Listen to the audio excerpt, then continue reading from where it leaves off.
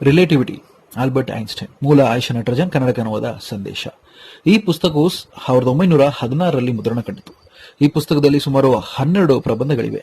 ಇದು ಭೌತ ವಿಜ್ಞಾನಕ್ಕೆ ಸೇರಿದ ಐನ್ಸ್ಟೈನ್ ಒಂದು ಚಿಂತನೆ ಹಾಗೂ ವೈಜ್ಞಾನಿಕ ಲೆಕ್ಕಗಳನ್ನು ಸಹ ಒಳಗೊಂಡಂತಹ ಒಂದು ಸೂತ್ರಗಳೇನಿದೆ ಅದರ ಒಂದು ವಿವರಣೆ ಎಂದು ಈ ಪುಸ್ತಕದಲ್ಲಿ ನಾವು ಕಾಣಬಹುದಾಗಿದೆ. ಈ ಪುಸ್ತಕ ಮೂಲತಃ ಜರ್ಮನ್ ಭಾಷೆಯಲ್ಲಿ ಪ್ರಕಟವಾಯಿತು. ಬಳಿಕ ಆಂಗ್ಲದಲ್ಲಿ ಇಂಡಿಯಾದ ವಿಜ್ಞಾನಿಯಾದಂತಹ ಮೇಘ್ನಾಥ್ ಸಹಾರ್ ಅವರು ಹೊರತಂದರು. ಬ್ರಿಟಿಷರ ವಿರೋಧದ ಮೇಲೆಯೂ ಸಹ ಐನ್ಸ್ಟೈನ್ ಅವರು ಈ ಪುಸ್ತಕವನ್ನು ಆಂಗ್ಲಕ್ಕೆ ಅನುವಾದಿಸುವಂತ ಒಂದು ಹಕ್ಕನ್ನೇನಿದೆ ಅದು ಸಹಾರ್ ಅವರಿಗೆ ನೀಡುವರು. ಇದು ಒಂದು ಇತಿಹಾಸದ ಒಂದು ವಿವರಣೆ ಆಗಿದೆ. ಸ್ವತಃ ಐನ್ಸ್ಟೈನ್ ಅವರೇ ಸಹ ಈ ಒಂದು ಹಕ್ಕಿಗಾಗಿ ಅನುವಾದದ ಒಂದು ಹಕ್ಕಿಗಾಗಿ ಅವರು ಹೋರಾಡಿದ್ದಾರೆ ಅನ್ನುವಂಥ ವಿಷಯ ಕೂಡ ಇಲ್ಲಿ ನಾನು ಹೇಳಲಿಕ್ಕೆ ಇಷ್ಟಪಡ್ತಾ ಇದ್ದೇನೆ. ಈ ಅನುವಾದದ ಒಂದು ಹಕ್ಕೇನಿದೆ ಒದಗಿಸಲು ಕೊಡಲು ಈ ಪುಸ್ತಕದ ಒಂದು ಕುರಿತು ನಾವು ತಿಳಿದುಕೊಳ್ಳುವುದಕ್ಕಿಂತಲೂ ಮೊದಲು ಆಲ್ಬರ್ಟ್ ಐನ್ಸ್ಟೈನ್ ಅವರ ಜೀವನದ ಕುರಿತು ಸ್ವಲ್ಪ ನಾವು ತಿಳಿಯೋಣ. 1879ನೇ ವರ್ಷ ಮಾರ್ಚ್ 14ನೇ ತಾರೀಕು ಜನಿಸಿದ ಐನ್ಸ್ಟೈನ್ಗೆ ಬಾಲ್ಯದಲ್ಲಿಯೇ ಆಟಿಸಂ ಎಂಬಂತ ಒಂದು ಕಲಿಕೆಗೆ ಕುರಿತಾದಂತಹ ಸಂಬಂಧಿಸಿದಂತ ಒಂದು ಮನೋರೋಗ ಇರಬಹುದು ಎಂಬಂತದ್ದನ್ನು ಸಹ ವೈದ್ಯರು ಗುರುತಿಸ್ತಾ ಹೇಳ್ತಾರೆ. ಆದರೆ ಇಂದು ಅವರನ್ನು ಬೌದ್ಧ ವಿಜ್ಞಾನ ನವ ಯುಗದ ಅಂದ್ರೆ ಮಾಡರ್ನ್ ಫಿಸಿಕ್ಸ್ ನ ಫಾದರ್ ಅಂತ ಕರೀತೀವಿ, ಫಾದರ್ ಆಫ್ ಮಾಡರ್ನ್ ಫಿಸಿಕ್ಸ್ ಅಂತ ಹೇಳ್ಬೋದು, ಪಿತಾಮಹ ಅಂತ ಕರೀಬಹುದು. ಇವಾಗ ಅವರನ್ನ ಕೊಂಡಾಡ್ತಾ ಇದೆ ಒಂದು ವಿಜ್ಞಾನ ಕ್ಷೇತ್ರ. ಅಷ್ಟೇ ಅಲ್ಲದೆ ಕಳೆದ ಶತಮಾನದ ಶ್ರೇಷ್ಠ ವಿಜ್ಞಾನಿ ಎಂದು ಗೌರವಿಸಿದ್ದೇವೆ. ತಾನು ಬಾಲ್ಯದಲ್ಲಿ ಶಾಲೆಯಲ್ಲಿ ಓದುವಾಗ ಶಿಕ್ಷಕರೆಲ್ಲರೂ ಸಹ ಅಣುಕದಿಂದಲೂ ಈ ಮಗು ಏನಕ್ಕೂ ಬಾರದೆ ಇದೆ, ಸುಮ್ಮನೆ ಯಾಕೆ ಶಾಲೆಗೆ ಕಳಿಸ್ತೀರಾ, ಮನೆಯಲ್ಲೇ ಸುಮ್ಮನೆ ಇರಲಿ ಬಿಡಿ ಎಂಬಂತಹ ವಿಚಾರಗಳನ್ನ ಹೇಳಿ ಅವರ ಒಂದು ಕುಟುಂಬದವರಿಗೆ, ಅವರ ಪೇರೆಂಟ್ಸ್ ಏನಿದ್ದಾರೆ ಪರಿವಾರದವರಿಗೆ ನಿಂದಿಸ್ತಾ ಇದ್ರು ಅನ್ನುವಂಥ ವಿಚಾರ ಕೂಡ ನಡೆದಿರುವಂತಹ ಐತಿಹಾಸಿಕ ಘಟನೆ ಆಗಿದೆ. ಶಾಲಾ ದಿನಗಳಲ್ಲಿ ಹೆಚ್ಚಾಗಿ ಏನು ಅಷ್ಟು ಚುರುಕು ತೋರದ ಸಾಧಾರಣವಾಗಿ ಓದುವಂತಹ ಒಬ್ಬ ವಿದ್ಯಾರ್ಥಿಯಾಗಿ ಈ ಮಗು ಯಾವಾಗಲೂ ವಿಶ್ವದ ಕುರಿತಾದಂತಹ ಒಂದು ತನ್ನದೇ ಒಂದು ಪ್ರಪಂಚದಲ್ಲಿ ತನ್ನದೇ ಆದಂತಹ ಒಂದು ಚಿಂತನೆಯಲ್ಲಿ ಮುಳುಗಿರುವ ಒಂದು ಬಾಲಕನಾಗಿದ್ರು ಅನ್ನುವಂಥ ವಿಷಯ. ಅದಕ್ಕೆ ಸಂಬಂಧಿಸಿದ ಒಂದು ಪುಸ್ತಕದ ಹುಡುಕಾಟದಲ್ಲಿ ವಿಶ್ವಕ್ಕೆ ಸಂಬಂಧಿಸಿದಂತ ಒಂದು ಆಸಕ್ತಿ ಹೆಚ್ಚಾಗಿರೋದ್ರಿಂದ, ವಿಶ್ವ ಅಂದ್ರೆ ಯೂನಿವರ್ಸ್ಗೆ ಸಂಬಂಧಪಟ್ಟಂತ ಪುಸ್ತಕಗಳನ್ನ ಓದುವಂತ ಒಂದು ಪ್ರಯಾಸವನ್ನ ಮಾಡ್ಲಿಕ್ಕೆ ಹೋಗ್ತಾರೆ. ಯಾರ ಊಹೆಗೂ ಎಟುಕದ ಒಂದು ವಿಷಯವೆಂದು ಈ ಒಂದು ವಿಷಯ ಆಗಿನ ಒಂದು ಕಾಲದಲ್ಲಿ ಪರಿಗಣಿಸಲಾಗ್ತಿತ್ತು. ಈ ಒಂದು ಸಣ್ಣ ಮಗು ವಿಶ್ವದ ಕುರಿತಾದ ಚಿಂತನೆ ಮಾಡುತ್ತಾ ಅನ್ನೋದನ್ನ ಸಹ ಯಾರಿಗೂ ಸಹ ಅದರ ಒಂದು ತಿಳುವಳಿಕೆ ಇರದ ಕಾರಣ ತನ್ನದೇ ಲೋಕದಲ್ಲಿ ಈ ಮಗು ಇದೆ ಅನ್ನುವಂಥ ಒಂದು ಭಾವನೆಯಲ್ಲಿ ಅವರು ನೋಡ್ತಾ ಇದ್ರು ಅನ್ನುವಂಥ ವಿಚಾರ. ಇದು ಐನ್ಸ್ಟೈನ್ ಎ ಬಯೋಗ್ರಫಿ ಅಂತ ಹೇಳಿ ವಾಲ್ಟರ್ ಐಸಕ್ಸನ್ ರವರ ಒಂದು ಪುಸ್ತಕದಲ್ಲಿ ನಮಗೆ ಸಿಗುತ್ತೆ. ಬಹಳ ಸಮಯವನ್ನು ಸಹ ಗ್ರಂಥಾಲಯದಲ್ಲೇ ಹೆಚ್ಚಾಗಿ ಐನ್ಸ್ಟೈನ್ ಕಳೀತಾ ಇದ್ರು. ತಮ್ಮ ಶಾಲಾ ಕೊಠಡಿಗಿಂತಲೂ ಹೆಚ್ಚಾಗಿ ಅವರು ಗ್ರಂಥಾಲಯದಲ್ಲಿ ಲೈಬ್ರರಿಯಲ್ಲಿ ನೋಡಲು ಸಿಗುತ್ತಿದ್ರು. ಕ್ವಾಂಟಮ್ ಮೆಕ್ಯಾನಿಕ್ಸ್ ಎಂಬ ಒಂದು ಪ್ರತ್ಯೇಕ ಕ್ಷೇತ್ರವನ್ನು ಪರಿಚಯಿಸಿದಂತ ಒಂದು ಹೆಗ್ಗಳಿಕೆ ಮತ್ತು ಕೀರ್ತಿ ಐನ್ಸ್ಟೈನ್ಗೆ ಸಲ್ಲುತ್ತದೆ.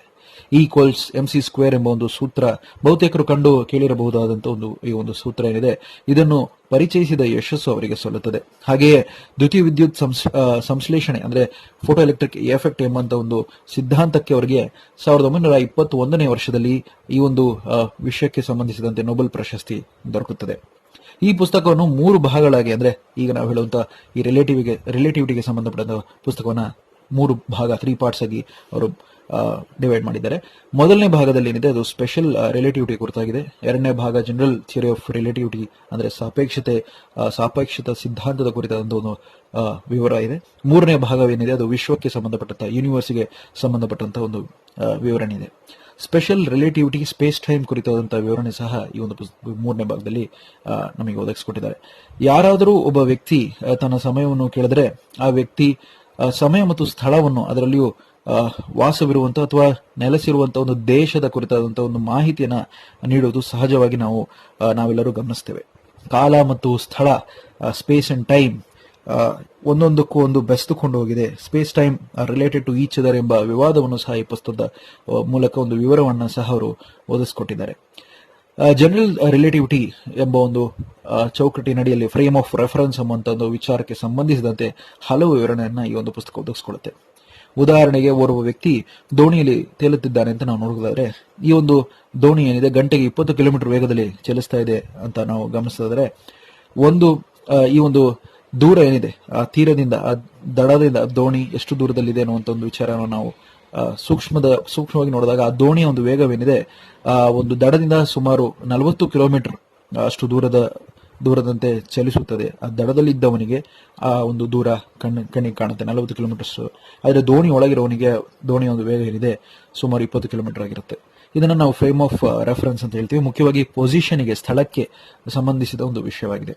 ಅಷ್ಟೇ ಅಲ್ಲದೆ ಎರಡು ವ್ಯಕ್ತಿಗಳ ನಡುವಿನ ಒಂದು ಪರಿಸರ, ಅಂಕಿ ಅಂಶಗಳು, ಸ್ಟ್ಯಾಟಿಸ್ಟಿಕ್ಸ್ ಏನಿದೆ ಅದು ಬದಲಾಗುತ್ತಲೇ ಇರುತ್ತದೆ ಅನ್ನುವಂಥ ಮಾಹಿತಿನ ಸಹ ಈ ಬದಲಾವಣೆಯನ್ನ ಐನ್ಸ್ಟೀನ್ ಅವರು ವಿವರಿಸ್ತಾ ಹೋಗ್ತಾರೆ. ಬೆಳಕಿಗಿಂತಲೂ ವೇಗವಾಗಿ ಚಲಿಸಬಲ್ಲ ಒಂದು ವಸ್ತು ಇದೆಯಾ ಅಂದ್ರೆ ಅದು ಯಾವುದೂ ಇಲ್ಲ. ಅಷ್ಟು ವೇಗವಾಗಿ ಚಲಿಸಬಲ್ಲಂತಹ ವಸ್ತುವನ್ನು ಇನ್ನೂ ಸಹ ನಾವು ಮಾನವನ ಒಂದು ಇದರಲ್ಲಿ ಕಂಡಿಡಿದಿಲ್ಲ ಅನ್ನುವಂಥ ವಿಚಾರ. ಈ ಬೆಳಕು ಏನಿದೆ, ಈ ಬೆಳಕು ನಕ್ಷತ್ರದ ಮೂಲಕ ಬಂದಂತ ಒಂದು ಬೆಳಕೇನಿದೆ, ಆ ಒಂದು ಬೆಳಕಿನ ವೇಗವನ್ನ ಅಳೆಯಬಹುದಾ ಎಂಬಂತ ವಿಚಾರವನ್ನು ಅವರು ಮೊದಲ ಬಾರಿಗೆ ಈ ಒಂದು ಪುಸ್ತಕದಲ್ಲಿ ವಿವರಿಸ್ತಾ ಹೋಗ್ತಾರೆ. ಐನ್ಸ್ಟೀನ್ ಹಾಗೆ ಬೆಳಕಿಗೆ ಯಾವುದೇ ರೀತಿಯಾದಂತಹ ಮಾಧ್ಯಮವಿಲ್ಲ, ಮೀಡಿಯಂ ಇಲ್ಲ ಅನ್ನುವಂಥ ಒಂದು ಅದರ ಒಂದು ಅವಶ್ಯಕತೆ ಕೂಡ ಬೇಕಿಲ್ಲ ಅನ್ನುವಂಥ ವಿಚಾರವನ್ನು ಸಹ ಈ ಒಂದು ಪುಸ್ತಕದ ಮೂಲಕ ತಿಳಿಸ್ತಾ ಹೋಗ್ತಾರೆ. ಮೈಕಲ್ಸನ್ ಮಾರ್ಲೆ ಎಕ್ಸ್ಪೆರಿಮೆಂಟ್, ಮೈಕಲ್ಸನ್ ಮಾರ್ಲೆ ಅವರ ಒಂದು ಪ್ರಯೋಗದಲ್ಲಿ ಈಥರ್ ಎಂಬಂತಹ ಒಂದು ವಸ್ತು ಇತ್ತು ಅನ್ನುವಂಥ ವಿಚಾರವನ್ನ, ಅದರ ಒಂದು ಕುರುಹುಗಳಿಗೆ ಯಾವುದೇ ರೀತಿಯಾದಂತಹ ಸಂಬಂಧ ಇಲ್ಲ, ಆ ಪ್ರಯೋಗಗಳಲ್ಲೂ ಸಹ ಈತರ್ನ ಅಸ್ತಿತ್ವಗಳು ಇಲ್ಲ ಎಂಬಂತ ವಿಷಯವನ್ನ ಹೊರಗಾಕಿದಾಗ ಪ್ರಯೋಗಗಳ ಮೂಲಕ ಐನ್ಸ್ಟೀನ್ ರವರು ಮತ್ತೆ ಅದರ ಕುರಿತಾದಂತಹ ಅಧ್ಯಯನವನ್ನ ನಡೆಸ್ತಾ ಹೋಗಕ್ಕೆ ಮುಂದಾಗ್ತಾರೆ. ಈ ಈತರ್ ಎಂಬುವ ಒಂದು ವಿಚಾರ ಏನಿದೆ, ಇದು ಗ್ರೀಸರ ಒಂದು ಕಾಲದಿಂದಲೂ ನೆಲೆಸಿ ಬಂದಂತಹ ಒಂದು ಸೈದ್ಧಾಂತಿಕ ನಿಲುವಾಗಿತ್ತು. ಈ ಈತರ್ ಎಂಬುದು ವಿಷಯಕ್ಕೆ ಸಂಬಂಧಿಸಬಂಟಂತೆ ಅದಕ್ಕೊಂದು ಸವಾಲಾಗಿಯೇ ಐನ್ಸ್ಟೀನ್ಗೆ ಭೌತ ವಿಜ್ಞಾನ ಕ್ಷೇತ್ರವನ್ನ ಆಸಕ್ತಿ ವಹಿಸಿಕೊಂಡು ಅದನ್ನು ನಾನು ಹೇಗಾರ ಅಧ್ಯಯನ ಮಾಡಬೇಕು ಅನ್ನುವಂಥ ಒಂದು ಪ್ರೇರಣೆ ನೀಡಿದಂಥ ಒಂದು ಸಂಗತಿ ಅಂತ ನಾವು ನೋಡ್ಬೋದು. ನಾವೆಲ್ಲರೂ ನಕ್ಷತ್ರಗಳನ್ನ ರಾತ್ರಿ ವೀಕ್ಷಿಸ್ತಾ ಇರ್ತೇವೆ. ಈ ನಕ್ಷತ್ರಗಳಿಂದ ಹೊರಬರುವಂತಹ ಏನು ಕಿರಣಗಳಿದಾವೆ, ಲೈಟ್ ಅಂತ ನಾವೇನ್ ಕರಿತೀವಿ, ನಾವು ಇದನ್ನ ಜ್ಯೋತಿರ್ವರ್ಷದಿಂದ ನಾವು ಅದನ್ನ ಮಾಪನೆ ಮಾಡ್ತೀವಿ. ಅಂದ್ರೆ ಲೈಟ್ ಇಯರ್ಸ್ ಅಂತ ಹೇಳ್ತೀವಿ. ನಕ್ಷತ್ರಗಳ ದೂರ ಎಷ್ಟಿದೆ ಅನ್ನೋದನ್ನ ಮಾಪನೆ ಮಾಡುವಂತಹ ಒಂದು ವಿಧಾನ ಇದಾಗಿದೆ. ಈ ದೂರ ಏನಿದೆ, ಭೂಮಿಗೂ ನಕ್ಷತ್ರಗಳಿಗಿರುವಂತಹ ಒಂದು ಅಂತರವನ್ನ ವಿವರಿಸುವಂತಹ ಒಂದು ದೊಡ್ಡ ಅಂಶವೆಂದೇ ಹೇಳಬಹುದಾಗಿದೆ. ನಕ್ಷತ್ರಗಳು ನಮಗೆ ಕಾಣಲು ಒಂದು ಕಾರಣ ಏನು ಅಂದ್ರೆ ಅದರ ಹೊರಗಿನಿಂದ ಸೂಸುವಂತ ಬೆಳಕಿನ ಕಿರಣಗಳೇನಿದೆ, ಆ ಕಿರಣಗಳು ಭೂಮಿಯತ್ತ ಧಾವಿಸಿ ನಮ್ಮ ಕಣ್ಣಿಗೆ ಬೀಳಲು ಹಲವು ಪ್ರಯಾಣವನ್ನು ಮಾಡ್ತಾ ಬರುತ್ತೆ. ಅಂದ್ರೆ ತುಂಬಾ ದೂರದಿಂದ ಬೆಳಕು ಆ ನಕ್ಷತ್ರದಿಂದ ನಮಗೆ ಕಣ್ಣಿಗೆ ಬಂದು ಇಟ್ಕುತ್ತೆ ಅನ್ನುವಂಥ ವಿಚಾರ, ಬಂದು ಸೇರುತ್ತೆ ಅನ್ನುವಂಥ ವಿಚಾರ. ಇದು ಸಹಸ್ರ ಕೋಟಿ ವರ್ಷಗಳೇ ಆಗ್ಬೋದು. ಆ ನಕ್ಷತ್ರದಿಂದ ಹೊರಬಂದಂತಹ ಬೆಳಕಿಗೆ ನಮಗೆ ಬಂದು ನಮ್ಮ ಕಣ್ಣಿಗೆ ಬಿದ್ದು ಆ ನಕ್ಷತ್ರಗಳು ನಮ್ಮ ಕಣ್ಣ ಎದುರಲ್ಲಿ ಕಾಣುವುದಕ್ಕೆ ಇಷ್ಟು ವರ್ಷಗಳೇ ಬೇಕಾಗುತ್ತೆ ಅನ್ನುವಂಥ ಮಾಹಿತಿ. ಅದರಲ್ಲೂ ಬಹಳ ದೂರವನ್ನ ಈ ಒಂದು ನಕ್ಷತ್ರದ ಬೆಳಕಿನ ಮೂಲಕ ನಾವು ಮಾಪನ ಮಾಡಬಹುದು, ಅದು ಎಷ್ಟು ದೂರ ಇದೆ ಅನ್ನುವಂಥ ವಿಚಾರಗಳನ್ನ. ಈಗ ನಾವು ನೋಡಿದ್ರೆ ಬಹುಕೋಟಿ ವರ್ಷಗಳಷ್ಟು ದೂರದಿಂದ ಈ ಒಂದು ನಕ್ಷತ್ರದ ಕಿರಣಗಳು ಉದ್ಭವಿಸಿ ಪ್ರಯಾಣ ಮಾಡಿ ಭೂಮಿಯಲ್ಲಿರುವ ನಮ್ಮ ಕಣ್ಣುಗಳಿಗೆ ಬೀಳುವುದನ್ನು ನಾವು ಈ ನಕ್ಷತ್ರಗಳ ಪೂರ್ವ ಒಂದು ನೆಲೆ ಏನಿದೆ ಅದನ್ನ ಮಾತ್ರ ನಾವು ನೋಡ್ತಾ ಇದ್ದೇವೆ. ಅದರ ಬೆಳಕಿನ ಹಾದಿಯ ಮೂಲಕ ನಾವು ತಿಳಿತಾ ಇದ್ದೇವೆ. ಒಂದು ರೀತಿಯಲ್ಲಿ ಹೇಳುವುದಾದ್ರೆ ನಾವು ನಕ್ಷತ್ರಗಳ ಪಾಸ್ಟ್ ಅನ್ನ ನೋಡ್ತಾ ಇದ್ದೇವೆ ಅಂತ. ಈಗ ನಾವು ಅವುಗಳ ಸ್ಥಿತಿಯನ್ನು ತಿಳಿಯಲು ಅಥವಾ ಇನ್ನೂ ಹಲವು ಕೋಟಿ ವರ್ಷಗಳ ಒಂದು ಅಂತರ ಬೇಕಾಗುತ್ತೆ ಅನ್ನುವಂಥದ್ದನ್ನ ಕೂಡ ನಾವು ಈ ನಕ್ಷತ್ರದ ಒಂದು ಬೆಳಕೇನಿದೆ ಅದನ್ನ ನಾವು ಗೋಸ್ಟ್ಸ್ ಆಫ್ ಸ್ಟಾರ್ಸ್ ಅಂತ ಕೂಡ ಹೇಳ್ಬೋದು. ಅದರ ಒಂದು ನೆರಳನ್ನ ನಾವು ನೋಡ್ತಾ ಇದ್ದಂಗೆ ಅಂತಾನೆ ನಾವು ಪರಿಗಣಿಸಬಹುದು. ಬೆಳಕಿನ ಒಂದು ನೆರಳು ಅಂತಾನೆ ಹೇಳ್ಬೋದು. ಅದು ಸ್ವಲ್ಪ ಅರ್ಥೈಸಿಕೊಳ್ಳಲು ಕಷ್ಟವಾಗಬಹುದು. ಆದರೆ ಬೆಳಕು ಅಷ್ಟು ದೂರ ಬಂದು ನಮ್ಮ ಕಣ್ಣಿಗೆ ಬೀಳಕ್ಕೆ ಇಷ್ಟು ವರ್ಷಗಳಾಗುತ್ತೆ. ಈ ಒಂದು ವರ್ಷದಲ್ಲಿ ನಾವು ಪ್ರೆಸೆಂಟ್ ಆಗಿರುವಂತಹ ನಕ್ಷತ್ರದ ಸ್ಥಿತಿ ನೋಡದೆ ಅದರ ಪಾಸ್ಟ್ ಅನ್ನ ನಾವು ನೋಡ್ತಾ ಇದ್ದೇವೆ ಅನ್ನುವಂಥದ್ದನ್ನ ಈ ಒಂದು ದೂರದರ್ಶಕದ ಮೂಲಕ, ಟೆಲಿಸ್ಕೋಪಿನ ಮೂಲಕ ನಾವು ಹೇಳ್ಬೋದಾಗಿದೆ. ಈ ಪುಸ್ತಕದಲ್ಲಿ ಶಕ್ತಿ ಮತ್ತು ದ್ರವ್ಯ ರಾಶಿ, ಮ್ಯಾಟ್ರಸ್ ಮತ್ತೆ ಎನರ್ಜಿ ಕುರಿತಾದಂತಹ ಒಂದು ನಂಟೇನಿದೆ, ಆ ಸಮೀಕರಣದ ಒಂದು ನೆಲೆ ಏನಿದೆ, E=mc² ನಲ್ಲಿ ವಿವರಿಸ್ತಾ ಹೋಗ್ತಾರೆ ಅವರು. ಪ್ರತ್ಯೇಕವಾಗಿ ಅವರು ಜಾಮೆಟ್ರಿಕ್ ಥಿಯರಿ ಆಫ್ ಗ್ರಾವಿಟೇಷನ್ ಎಂಬಂತಹ ಒಂದು ಹೊಸ ವಿಚಾರವನ್ನು ಅವರು ಪ್ರಸ್ತುತಪಡಿಸ್ತಾ ಹೋಗ್ತಾರೆ. ನ್ಯೂಟನ್ನ ಒಂದು ಯೂನಿವರ್ಸಲ್ ಗ್ರಾವಿಟೇಷನ್ ಎಂಬ ತತ್ವ ಸಿದ್ಧಾಂತ ಏನಿದೆ ಅದರ ವಿರೋಧವನ್ನು ವ್ಯಕ್ತಪಡಿಸ್ತಾ ಅವರು 3D ಮತ್ತೆ 3D ಡೈಮೆನ್ಷನ್ ಅನ್ನು ಸಹ ಜಾಮೆಟ್ರಿಕ್ ಥಿಯರಿಯ ಒಂದು ವಿಧಾನ ಬಳಸಿಕೊಂಡು 4 ಡೈಮೆನ್ಷನ್ ಆಗಿ ಅದನ್ನ ಮಾರ್ಪಾಡು ಮಾಡಿ ಕಾಲ ಎಂಬಂತಹ ಟೈಮ್ ಅನ್ನ ಒಂದು ಡೈಮೆನ್ಷನ್ ನ ಹೊಸದಾಗಿ ಅದರಲ್ಲಿ ಸೇರಿಸ್ತಾರೆ ಅನ್ನುವಂಥ ವಿಚಾರ. ಈ ವಿಚಾರದ ಒಂದು ವಿವರಣೆಯಲ್ಲಿ ಹೊಸದಾಗಿ ಟೈಮ್ ಡೈಲೇಷನ್ ಎಂಬಂತ ಒಂದು ವಿಷಯವನ್ನು ಸಹ ಅವರು ಹೊರತರ್ತಾರೆ. ಗಡಿಯಾರದ ಒಂದು ಉದಾಹರಣೆ ನೀಡ್ತಾ ಹೋಗ್ತಾರೆ.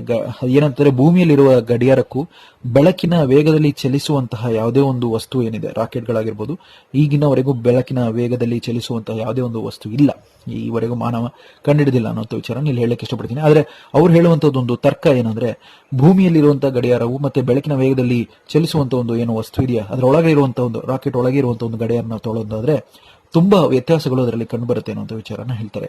ಅದನ್ನ ನಾವು ಇತ್ತೀಚೆಗೆ ಬಂದಂತಹ, ಕೆಲ ವರ್ಷಗಳ ಹಿಂದೆ ಬಂದಂತಹ ಇಂಟರ್ಸ್ಟೆಲ್ಲರ್ ಮೂವಿಯ ಮೂಲಕ ನಾವು ನೋಡಬಹುದಾದ ಚಲನಚಿತ್ರದಲ್ಲಿ ತುಂಬಾ ಅದ್ಭುತವಾಗಿ ಟೈಮ್ ಡೈಲೇಷನ್ ಕುರಿತಾದಂತಹ ಮಾಹಿತಿನ ಕ್ರಿಸ್ಟೋಫರ್ ನೋಲನ್ ರವರು ವ್ಯಕ್ತಪಡಿಸಿದ್ದಾರೆ ಅನ್ನುವಂಥ ವಿಚಾರ. ವೇಗದ ಒಂದು ವ್ಯತ್ಯಾಸ ಇರುವುದರಿಂದ ಬೆಳಕಿನ ಕಿರಣಗಳೇ ಆ ಒಂದು ಭಾಗ ಏನಿದೆ ಅದು ಸೂರ್ಯನ ಒಂದು ಗುರುತ್ವಾಕರ್ಷಣೆ ಏನಿದೆ, ಉದಾಹರಣೆಗೆ ಅವರು ಕೊಡ್ತಾ ಹೋಗೋದೇನೆಂದ್ರೆ, ಬೆಳಕಿನ ಕಿರಣಗಳು ಬಹಳ ದೂರದಿಂದ ಇರುವಂತಹ ಒಂದು ನಕ್ಷತ್ರದ ಬೆಳಕಿನ ಕಿರಣಗಳು ನಮ್ಮ ಭೂಮಿಯತ್ತ ಬರಬೇಕಾದ್ರೆ ಮಧ್ಯಭಾಗದಲ್ಲಿ, ಅಂದ್ರೆ ಅದರ ಮಧ್ಯದಲ್ಲಿ ಸೂರ್ಯನ ಒಂದು ಅಸ್ತಿತ್ವ ಇತ್ತು ಅಂದಾಗ, ಸೂರ್ಯ ಇದೆ ಅಂದಾಗ, ಸೂರ್ಯನ ಗುರುತ್ವಾಕರ್ಷಣೆಯ ಮೂಲಕ ದೂರದ ನಕ್ಷತ್ರದ ಒಂದು ಬೆಳಕಿನ ಕಿರಣಗಳು ಏನಾಗುತ್ತೆ, ಬಾಗುತ್ತದೆ ಅನ್ನುವಂಥ ವಿಚಾರನ ಸಹ ಅವರು ಹೇಳ್ತಾರೆ.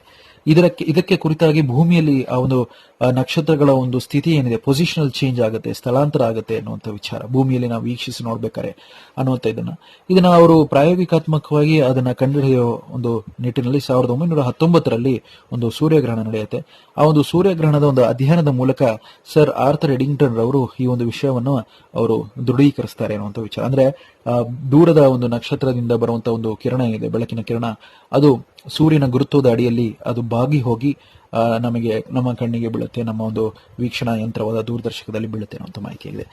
ಇದು ಬಹಳ ಒಂದು ರೋಚಕವಾದಂತಹ ಒಂದು ವಿಷಯ ಆಗಿದೆ ಅನ್ನುವಂಥದ್ದನ್ನ ಹೇಳ್ತಾ, ಹಾಗೆ ಆರ್ಥರ್ ಎಡಿಂಗ್ಟನ್ ರವರ ಕುರಿತಾದಂತಹ ಸಹ ಹಲವಾರು ಸಾಕ್ಷ್ಯಚಿತ್ರಗಳಿದೆ, ಅದನ್ನ ಸಹ ನೀವು ನೋಡಬಹುದು. ಜೀನಿಯಸ್ ಅಂತ ಕರೆಯಲ್ಪಡುವಂತ ಐಸಾಕ್ ನ್ಯೂಟನ್ ರವರ ಒಂದು ವಿಷಯಗಳನ್ನ ನಾನು ಹೇಳಿದೆ ಪ್ರಿನ್ಸಿಪಿಯಲ್ ಮ್ಯಾಥಮೆಟಿಕ್ಸ್. ಅದೇ ರೀತಿ ಜೀನಿಯಸ್ ಅನ್ನುವಂಥ ಒಂದು ಸರಣಿ ಏನಿದೆ ನ್ಯಾಷನಲ್ ಜಿಯೋಗ್ರಫಿದು, ಇದನ್ನ ಈ ಒಂದು ವಾಲ್ಟರ್ ಐಸಾಕ್ಸನ್ ರವರ ಐನ್ಸ್ಟೀನ್ ಎಂಬ ಒಂದು ಜೀವನ ಚರಿತ್ರೆಯ ಕುರಿತಾದಂತಹ ಒಂದು ಪುಸ್ತಕದ ಆಧಾರವಾಗಿರಿಸಿಕೊಂಡು ಬಂದಂತಹ ಒಂದು ಸೀರೀಸ್ ಆಗಿದೆ. ನ್ಯಾಷನಲ್ ಜಿಯೋಗ್ರಫಿ ಅವರು ಹೊರತಂದಿದ್ದಾರೆ, ಬಹಳ ವರ್ಷಗಳ ಹಿಂದೆ ಬಂದಿತ್ತು. ಅದರ ಒಂದು ಸೀರೀಸ್ ಅನ್ನು ಸಹ ನೀವು ನೋಡಬಹುದು ಅಂತ ಹೇಳ್ತಾ, ತಪ್ಪದೆ ಇಂತಹ ಒಂದು ವೈಜ್ಞಾನಿಕ ಚಿಂತನೆಗಳನ್ನ ಕೆರಳಿಸುವಂತಹ, ಕುತೂಹಲವನ್ನು ಕೆರಳಿಸುವಂತಹ ಪುಸ್ತಕಗಳನ್ನ ಓದುತ್ತೀರಿ ಎಂಬ ನಂಬಿಕೆಯೊಂದಿಗೆ ಮತ್ತೆ ಇನ್ನೊಂದು ಸ್ವಾರಸ್ಯಕರವಾದಂತಹ ಪುಸ್ತಕ ಪರಿಚಯದೊಂದಿಗೆ ನಿಮ್ಮ ಭೇಟಿ. ತಪ್ಪದೆ ನಿಮಗೆ ಈ ಒಂದು ವಿಡಿಯೋ ವಿಷಯಗಳು ಹಿಡಿಸಿದ್ದಲ್ಲಿ ಲೈಕ್ ಮಾಡಿ, ಕಮೆಂಟ್ಗಳ ಮೂಲಕ ತಿಳಿಸಿ. ಹಾಗೆ ತಪ್ಪದೆ ನಿಮ್ಮಷ್ಟಿಲ್ಲ ಬ್ರೋ ಯೂಟ್ಯೂಬ್ ಚಾನಲ್ ಅನ್ನು ಸಹ ನೀವು ಸಬ್ಸ್ಕ್ರೈಬ್ ಮಾಡಿ ಅಂತ ಹೇಳ್ತಾ, ಧನ್ಯವಾದಗಳೊಂದಿಗೆ ನಿಮ್ಮ ಸಂದೇಶ.